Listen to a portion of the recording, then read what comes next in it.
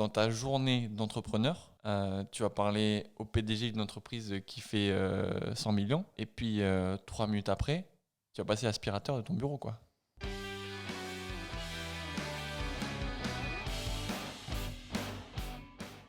Bonjour à tous. Bonjour. J'ai pas du tout prête. Justin, on t'écoute. Question de Justin. Facile. Putain, j'ai une discussion. Vas-y, tu reformules Ouais, la je question. Lina. reformule des fois que les gens n'avaient pas entendu. La question de Justin ce matin, c'est est-ce que l'entrepreneuriat est réservé à un type de personne?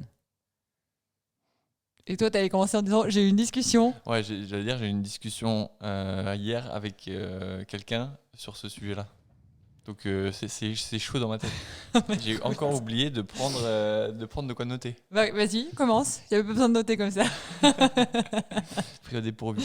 Je pense qu'il faut pas dire oui ou non. Il faut peut-être. Oui, non, c'est pas oui ou non, je pense. Mais...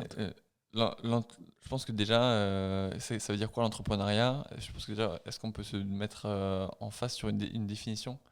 Est-ce que c'est le fait de lancer une entreprise à partir de zéro et puis la faire grandir progressivement jusqu'à atteindre l'image d'entreprise qu'on veut développer pour soi, quoi.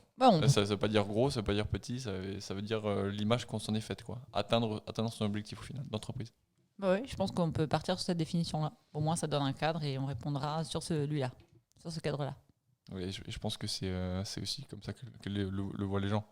Je pense que l'entrepreneuriat, en vrai, c'est quelque chose de compliqué. Parce que c'est quelque chose qui est super attirant et attractif et qui te fait rêver quand tu n'es pas dedans. Et le gros challenge, c'est de continuer à être attiré par l'entrepreneuriat et à rêver et à apprécier ce que tu fais quand tu es dedans. C'est en général, je pense, cette phase de réalisation de ce que c'est l'entrepreneuriat une fois que tu as goûté qui va te définir, qui va te permettre de savoir si tu es fait pour ça ou pas. Et je pense qu'avant de le faire, c'est dur de savoir si tu es fait pour ça ou pas. Je sais pas ce que tu en penses.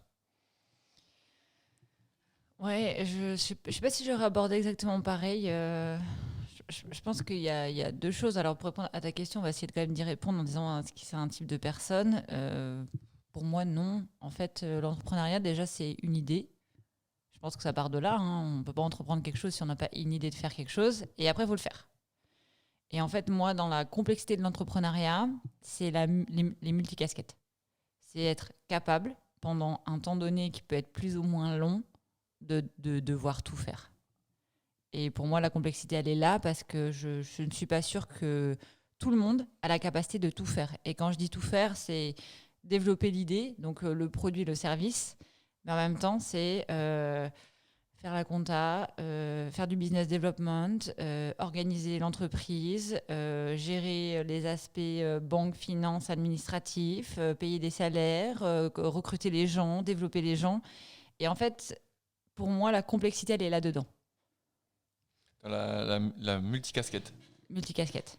Multicasquette qu'il faut avoir pendant un temps qui peut être peut-être court, tant mieux, parce que ça veut dire qu'on a une capacité à s'entourer rapidement et à déléguer ou à sous-traiter, mais qui peut être en fait très long, suivant les capacités financières, ce qu'on fait, etc. en fait. Et toi, on dit entrepreneur, moi je pense aussi aux gens qui ont des métiers manuels, qui vont avoir un savoir-faire, un talent, une passion pour des métiers avec leurs mains, mais derrière, il faut quand même aller chercher du business, gérer la compta et la finance, potentiellement recruter des apprentis, comment on s'y prend, où est-ce qu'on va, est-ce qu'il y a des aides, l'OPCO. Et en fait, la complexité, elle est là pour moi. Et de tout faire dans la juste mesure. On ne peut pas passer 8 heures par semaine à faire de la compta. Impossible. Je te rejoins là-dessus. Et je pense que ce qu'on peut ajouter en plus, c'est cette récurrence, cette continuité. C'est de s'assurer d'avoir cet aspect multitâche sur le long terme. Parce que tu peux gérer plein de trucs pendant une journée. Ça passe. Le faire sur les choses micro, les sujets macro, la vision. C'est vrai qu'en fait, dans ta journée d'entrepreneur, tu vas parler au PDG d'une entreprise qui fait 100 millions. Et puis, 3 minutes après, tu vas passer l'aspirateur de ton bureau, quoi.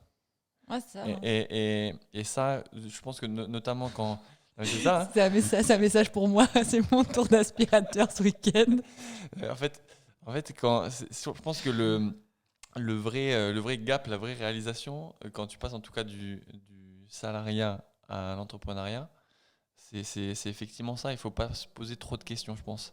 Et les gens qui se posent énormément de questions sur eux-mêmes et sur leurs propres Capacité. valeurs et capacités, je pense que ça devient presque peut-être plus dur pour eux. Parce qu'ils se disent, mais attends, là, il y a 3 mois, là, j'étais un patron, j'étais un manager, j'étais un employé, et là, je suis plus rien. Il faut que je recrée ce que je suis. Et c'est une courbe d'apprentissage qui est lente, qui est dure. C'est vrai que mentalement, je pense que c'est pas forcément évident. Et du coup, alors ta question c'était est-ce que c'est fait pour tout le monde? Mm. Je pense que c'est pas fait pour tout le monde. Pour le coup, je pense que pardon? Je veux dire, finalement, c'est tranché. Ouais, bah ouais. Je pense qu'effectivement, c'est pas fait pour tout le monde. Ça veut pas dire que il y a pas ça peut être une question aussi en miroir. C'est est-ce qu'il y a des types de personnalités qui vont être, je vais pas dire meilleurs entrepreneurs, mais qui vont vivre leur entrepreneuriat mieux? Je pense que oui. Je pense que des gens qui vivent l'incertitude de manière relativement sereine, c'est des gens qui vont être à l'aise dans l'entrepreneuriat. Des gens qui vont avoir une stabilité émotionnelle. C'est des gens qui vont être quand même, qui vont vivre leur entrepreneuriat de manière plus sereine. Ça ne veut pas dire qu'ils seront meilleurs, mais ils se sentiront, eux, mieux dans leur basket pendant leur période d'entrepreneuriat. Je sais pas ce que tu en penses. Oui, complètement, complètement. Mais il y a ça, et après, il y a la capacité à s'entourer et à trouver des leviers. Hein. Mais là, c'est encore autre chose, et c'est peut-être pour une question de rapidité ou de plein de choses. Il y a un autre sujet qu'on n'a pas abordé, et nous, on le sait parce qu'on le vit, c'est que l'entrepreneur, quand il se lance, ben, il est personne et il n'est pas ou peu connu. Donc au milieu de ce méandre de choses à faire perpétuelles et continues pour lequel il faut avoir une capacité à allouer le bon moment, la bonne quantité de travail et le bon focus, bah, il faut aussi accepter qu'il bah, il faut se faire connaître, qu'il faut être au bon niveau de delivery, qu'il ne faut pas être en retard. Et ça, c'est vraiment un ensemble de paramètres qui peuvent peut-être décourager. Qui peuvent décourager ou qui peuvent rendre l'expérience vraiment difficile. Et la vraie difficulté, elle est là, en fait. C'est la capacité à faire, et pas trop réfléchir pendant une période, et encore une fois, qui peut être longue. Ouais. Et pour compléter ça, je pense que, et on en parlait récemment, il y a des fondamentaux. Nous, on a fait notre business au final pour des grosses entreprises, mais même pour l'entrepreneur qui est solo. Il y a des fondamentaux à mettre en place pour, au final, développer une entreprise qui est plus pérenne. Et ces fondamentaux-là, si tu les as pas, ça va être très très dur. Moi, je me considère vraiment extrêmement chanceux d'avoir pu lancer des mini-entreprises dans des entreprises avec mon salaire qui tombait à la fin du mois, avec des gens qui m'aidaient à me dire attention là, tu vas dans la mauvaise direction, faut plutôt que tu prennes cette approche-là, etc. pendant des années pour que ça fasse vraiment partie de toi et que quand tu te lances seul, ben, tu as des petites voix qui te disent attention, ça m'est déjà arrivé dans le passé, est-ce que je suis dans le même contexte? Oui, non, boum, je prends ma décision. Euh, je me mets à la place de moi-même sans cette expérience, je pense que j'aurais été complètement perdu. On n'en serait pas là où on en serait, je pense. Ah bah complètement, complètement, complètement. Donc l'entrepreneuriat, c'est pas seulement avoir une idée, du coup, c'est la capacité à la mettre en musique, en lumière et en réussite. Et je pense que la difficulté, elle est là. Elle est toujours dans le do it. Hein. On y revient, on devrait se faire tatouer do it quelque part, je sais pas. Mais c'est ça, hein. C'est ça le plus dur. C'est pas l'idée, parce qu'il y a des gens qui sont hyper créa, et puis j'imagine encore plus aujourd'hui avec toutes les informations auxquelles on a accès, que des idées, il y a des gens qui en ont plein. Par contre, c'est la capacité à transformer et en faire quelque chose de stable. Et je pense qu'il y a des gens, pour le coup, qui ont des tendances entrepreneuriales, qui ne sont pas des entrepreneurs dans le dur, mais qui ont des vraies tendances entrepreneuriales un peu aventuriers. Ils ont envie de contribuer à quelque chose, ils ont envie de faire quelque chose, ils ont envie de, de mettre leurs pattes et également à un business, mais ils n'osent pas se lancer. Et je pense que pour ces gens-là, il y a deux solutions. intéressantes. Alors, j'en vois deux, il y en a peut-être plus, hein, mais il y en a deux qui me sautent aux yeux. Il y en a une qui est le fait de joindre un business qui vient de se lancer ou qui est assez récent. Donc, il y a déjà cet effort de lancement qui est le plus dur au final, qui a été passé. Donc, ça permet quand même à ces personnes-là de vivre une aventure entrepreneuriale. Je pense que c'est quand même assez intéressant, en étant guidé par des gens qui l'ont fait. Et deuxième sujet, qui est vraiment, je pense, une vraie valeur ajoutée, une vraie aide pour des gens qui ont des tendances entrepreneuriales, c'est un modèle qu'on connaît tous, la franchise.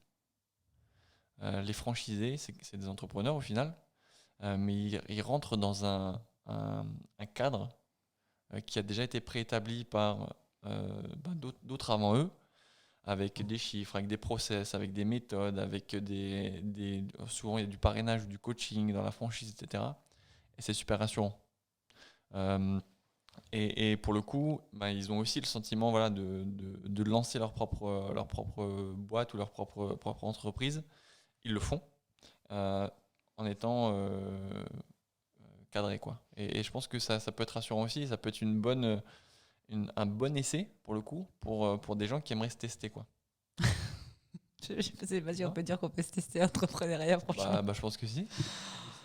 Si, en fait, Alors, ça demande. Alors moi, je vais être super transparente, hein. Ça demande une résilience, des sacrifices, un effort. Testez pas en fait. Vous lancez pour réussir, hein. Parce que si c'est pour tester, vous mettrez pas les efforts au bon endroit, quoi. non, mais c'est pas tester l'entrepreneuriat, c'est se tester dans un contexte entrepreneurial. Effectivement, c'est se mettre à fond. Mais il y a plein de gens qui se mettent à fond tous les jours et puis ils se mettent à fondre dans le mur, hein. Donc, l'approche test, je mets pas ça sous une approche de je vais essayer l'entrepreneuriat. C'est je vais m'essayer moi dans un contexte entrepreneurial et je vais mettre tous les potentiellement tous les efforts nécessaires pour y arriver. Je vais y arriver, j'y arriverai pas, on sait pas encore. Alors du coup, ça me fait dire qu'on en revient toujours à peu près au même truc, hein. Il faut commencer par se connaître. C'est-à-dire qu'il faut commencer par savoir comment on est, qui on est, comment on fonctionne, savoir ce qui est important pour nous. À partir de là, se demander si on est capable de faire des sacrifices, parce que peu importe le mode d'entrepreneuriat qui est choisi, avec des petites roulettes ou pas, il y a quand même des sacrifices qui vont avec et une capacité à être engagé sans faille. Et effectivement, derrière, de se dire, j'ai un mindset d'entrepreneur, j'ai envie d'entreprendre, et du coup, j'étudie quelle est la bonne méthode. Et effectivement, de regarder le champ des possibles avec, je me lance de zéro tout seul, et là, du coup, c'est vraiment le grand saut, où j'ai vraiment une envie d'être entrepreneur, et je vais sur une aventure qui commence, ou une franchise, où là, je vais avoir les mains libres pour prendre des décisions, donner un rythme, développer les choses, mais en ayant un peu une petite... Libre. petite notice IKEA qui m'aide à aller en avant, quoi. Ouais, je pense même, tu vois, il y a un petit test qui est intéressant, peut-être même pour les, alors je vais dire étudiants, mais même après, hein, aller à l'étranger. Aller vivre à l'étranger, je parle pas aller en vacances, hein. Alors évidemment, en ce moment, c'est un peu difficile, mais tu vas vivre à l'étranger pendant un an, tu arrives dans un nouveau pays, tu connais personne, t'as pas de réseau, t'as pas de compte en banque, t'as pas de sécurité sociale, t'as peut-être pas de travail, t'as peut-être pas de maison. Si tu y arrives, c'est que tu as une vraie fibre d'entrepreneur et l'entrepreneur, c'est un débrouillard. Prenez une langue que vous ne parlez pas non plus, comme ça vous êtes sûr que le test est bon jusqu'au bout. C'est vrai que tu as expérimenté, ouais. Mais je sais pas ce que tu en penses, mais je trouve que c'est vraiment, tu vas vers l'inconnu et tu comptes sur toi et toi-même pour t'en sortir, quoi. Ouais, par contre, il faut faire un feedback en prenant du recul par rapport à ces expériences, parce qu'il y en a qui vont le faire mais qui vont détester ça. Et là, c'est une alerte de dire ne te lance pas dans l'entrepreneuriat parce que tu ne seras pas capable de le refaire. Tu vois, dans cette expérience, elle est bien parce que je suis sûre que les gens vont s'en sortir. Les gens s'en sortent toujours et dans une situation d'urgence, on décuple des moyens inconnus. Par contre, sorti de ça, il faut prendre du recul et se dire ça a été la galère. Par contre, est-ce qu'au bout de la ligne, j'ai vraiment aimé ça et ce que j'ai appris, je l'aurais jamais appris ailleurs et je suis prêt à le refaire, donc à regalérer. Ou alors, est-ce que je m'en suis sortie, mais une fois, c'était bien. Et là, faut pas aller dans l'entrepreneuriat.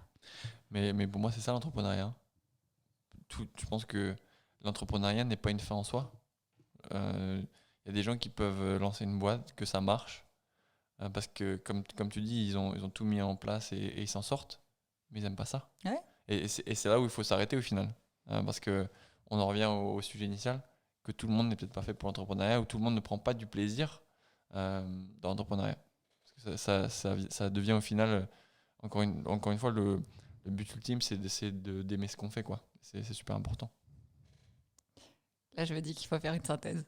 Vas-y, Je me je dis, te laisse. aïe, aïe, aïe, aujourd'hui, c'est compliqué. Alors, la question du jour, c'était est-ce que tout le monde est fait pour l'entrepreneuriat ? On a abordé des sujets, déjà on a remis la définition. Entrepreneuriat, on a dit que pour nous, dans le podcast de ce matin, c'était de se dire on part de zéro et on lance une entreprise à partir de rien. Si je synthétise à peu près tout ce qui a été dit, déjà l'idée, c'est de s'arrêter à l'idée, parce que le plus compliqué pour nous dans l'entrepreneuriat, ok, il y a l'idée de départ, mais après c'est de faire. Donc il y a quand même énormément de tâches et d'activités à faire au quotidien qui sont des choses que la plupart du temps on n'a jamais fait. Donc en plus de les faire, il faut apprendre à les faire. Donc là, il y a une vraie capacité à être plus que multicasquette et le danger, il est là. C'est d'être capable de construire toute l'entreprise avec l'ensemble des fonctions tout en développant le produit et service au bon niveau de qualité dans un monde où personne ne nous connaît. Et là, c'est complexe et il faut avoir la résilience nécessaire parce que la sortie du tunnel, elle peut être plus ou moins longue. Et si elle est longue, il ne faut rien lâcher parce que tous les efforts d'avant, ils seront quand même là et ils permettront de sortir du tunnel. C'est la synthèse, là. Tout à fait, mais j'allais juste compléter ta synthèse en disant que la lumière au bout du tunnel est toujours plus loin que ce qu'on croit. Ouais, ça c'est vrai. Et après, on a remis la notion de qui on est parce qu'elle est super importante. Pour se lancer dans l'entrepreneuriat, il faut se connaître, ou en tout cas essayer de se connaître le maximum. Il faut savoir ce qu'on est capable de faire et de moins faire. Être conscient que ça va demander énormément de sacrifices et d'efforts. Donc, il faut aussi se demander, est-ce que je suis vraiment prêt à faire ce sacrifice-là ?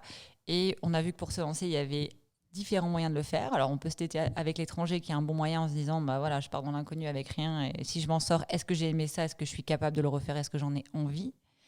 Et après, il y a d'autres sujets qui sont, plutôt que de partir tout seul avec une idée, il y a rejoindre une entreprise, une aventure entrepreneuriale, ou encore aller sur de la franchise, donc des systèmes qui permettent d'entreprendre, mais qui vont être un petit peu plus guidés, avec déjà des choses qui sont construites, qu'il y a juste à utiliser.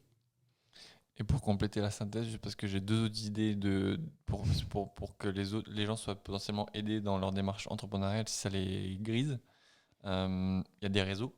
Tu vois, nous, on est membre du réseau Entreprendre, par exemple, donc on aide des entrepreneurs qui se lancent à être successful. Donc je pense que c'est quand même une grosse aide quand tu démarres.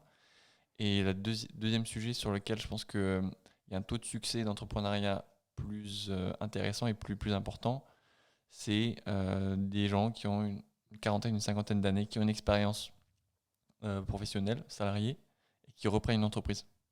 C'est plus rassurant, il y a déjà un business model, il marche. Alors après, il ne faut pas se tirer une balle dans le pied en prenant une entreprise, voilà, on a compris. Mais en prenant une entreprise qui marche déjà bien et en se faisant accompagner, en général, on a un success rate qui est plus important. On s'arrête là ? On s'arrête là. On vous remercie. On espère que Justin, ça a répondu à ta question. Bonne journée à tous. Bonne journée.